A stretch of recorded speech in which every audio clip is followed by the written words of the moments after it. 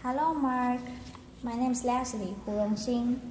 My student number is S0541030. The topic of the speech is Why You Should Talk to Strangers by Kio Stark. There are things we say when we catch the eye of a stranger or neighbor walking by. We say, "Hello, how are you? It's a beautiful day. How do you feel?" These sound kind of meaningless, right? And in some ways, they are. They have no semantic meaning. It doesn't matter how you are or what the day is like. They have something else. They have social meaning. What we mean when we say those things is, "I see you there." I'm obsessed with talking to strangers. I make eye contact, say hello, I offer help, I listen. I get all kinds of stories. About 7 years ago, I started documenting my experience to try to figure out why. What I found was that something really beautiful was going on. These are almost poetic. These were really profound experiences. They were unexpected pressures. They were genuine emotional connections. They were liberating moments. So one day, I was standing on a corner waiting for the light to change, which I'm a New Yorker. So that means I was actually standing in the street on the store jam, as if that could get me across faster. And there's an old man standing next to me. So he's wearing like a long overcoat and sort of an old man hat. And he looked like somebody from a movie. And he says to me, "Don't stand there, you might disappear." So this is absurd, right? But I did what he said. I stepped back onto the sidewalk. And he smiled, and he said, "Good. You never know, I might have turned around, and zoop, you're gone." This was weird and also really wonderful. He was so warm and he was so happy that he saved me. We had this little bond. For a minute, I feel like my existence as a person had been noticed, and I was worth saving. The really sad thing is, in many parts of the world, we are raised to believe that strangers are dangerous by default, that we can't trust them, that they might hurt us. But most strangers aren't dangerous. We are uneasy around them because we have no context. We don't know what their intentions are. So instead of using our perceptions and making choice, we rely on this category of stranger. I have a 4-year-old. When I say hello to people on the street, she asks me why. She says, "Do we know them?" I say, "No, they're our neighbor." "Are they our friend?" "No, it's just good to be friendly." I think twice every time I say that to her, because I mean it. But as a woman, particularly, I know that not every stranger on the street has the best intentions. It's good to be friendly, and it's good to learn when not to be. But none of that means we have to be afraid. There are 2 huge benefits to using our sense instead of our fears. The first one is that it liberates us. When you think about it, using perception instead of categories is much easier said than done. Categories are something our brains use. When it comes to people, it's sort of a shortcut for learning about them. We see male, female, young, old, black, brown, white, stranger, friend, and we use the information in that box. It's quick, it's easy, and it's a rule to bias.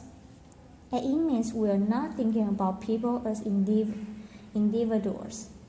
I know an American researcher who travels frequently in Central Asia and Africa alone. She's entering into towns and cities as a complete stranger. She has no bonds, no connections. She's a foreigner. Her survival strategy is this: get one stranger to see you as a real, individual person. If you can do that, it helps other people see you that way too. The second benefit of using our senses has to do with intimacy. I know it sounds a little counterintuitive, counterintuitive, intimacy and strangers. But these quick interactions can lead to a feeling like sociologists call fleeting intimacy. So it's a brief experience that has emotional resonance and meaning. It's a good feeling I got from being saved from the death trap of the storm jammed by the old man, or how I feel like part of a community when I talk to somebody on my train on the way to work. Sometimes it goes farther. Researchers have found that people often feel more comfortable being honest and open about their inner selves with strangers than they do with their friends and their families. That they often feel more understood by strangers. This gets reported in the media with great lament. Strangers communicate better than spouses. It's a good headline, right? I think it's entirely missing the point. The important thing about this study is just how significant these interactions can be. How this special form of closeness gives us something we need as much as we need our friends and our families. So how is it possible that we communicate so well with strangers? There are two reasons. The first one is that it's a quick interaction. It has no consequences. It is easy to be honest with someone you're never going to see again, right? That makes sense. The second reason is where it gets more interesting. We have a bias when it comes to people we are close to. We expect them to understand us. We assume they do. And we expect them to read our minds. So imagine you're at a party and you can't believe that your friend or your spouse isn't picking up on it that you want to leave early. And you're thinking, I gave you the look. With a stranger, we have to start from scratch. We tell the whole story, we explain who the people are, how we feel about them. We spell out all the inside jokes. And guess what? Sometimes they do understand us a little better. Okay, so now that we know that talking to strangers matters, how does it work? There are unwritten rules we tend to follow. The rules are very different depending on what country you are in, what culture you are in. In most parts of the US, the baseline expectation in public is that we maintain a balance between civility and privacy. This is known as civility in attention. So imagine two people are walking towards each other on the street. They glance at each other from a distance. That's the civility, the acknowledgement. And then as they get closer, they look away to give each other some space.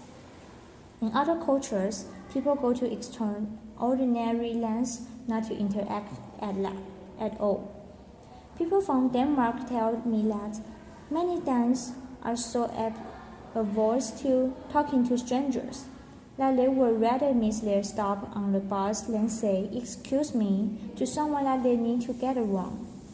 Instead, there is elaborate shuffling of bags and using your body to say that you need to get past, instead of using two words. In Egypt, I told, it's rude to ignore a stranger. And there's a remarkable culture of hospitality. Strangers might ask each other for a sip of water, or if you ask someone for directions, they're very likely to invite you home for coffee. We see this unwritten rules most clearly when they're broken, or when you're in a new place and you're trying to figure out what the right thing to do is. Sometimes breaking the rules a little bit is where the action is. In case it's not clear, I really want you to do this, okay?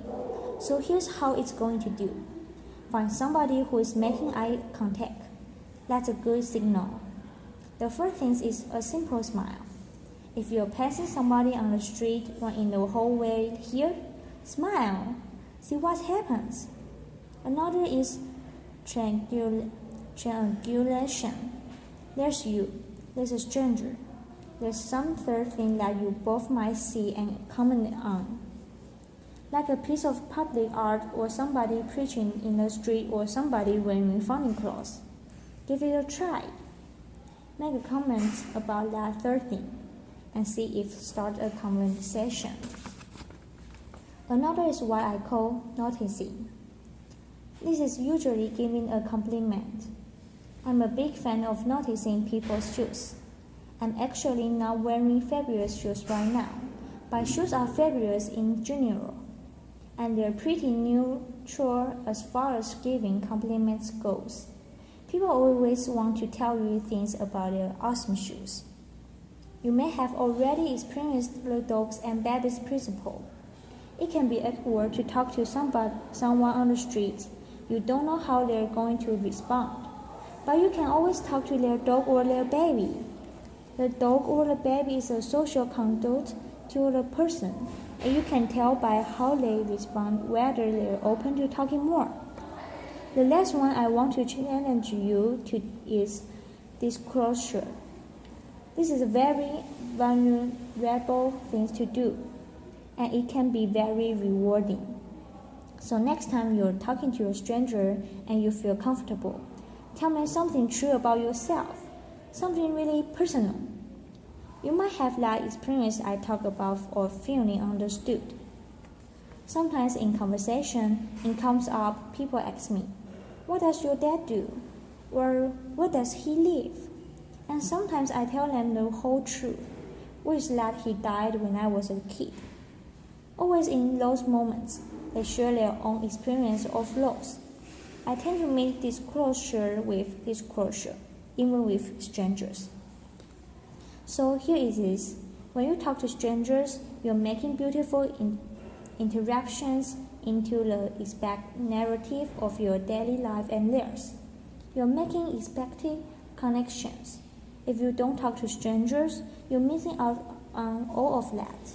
We spend a lot of time teaching our children about strangers. What would happen if we spend more time teaching ourselves? We could reject all the ideas that make us so suspicious of each other. We could make a space for change. Thank you. Applause. Thank you, Mark.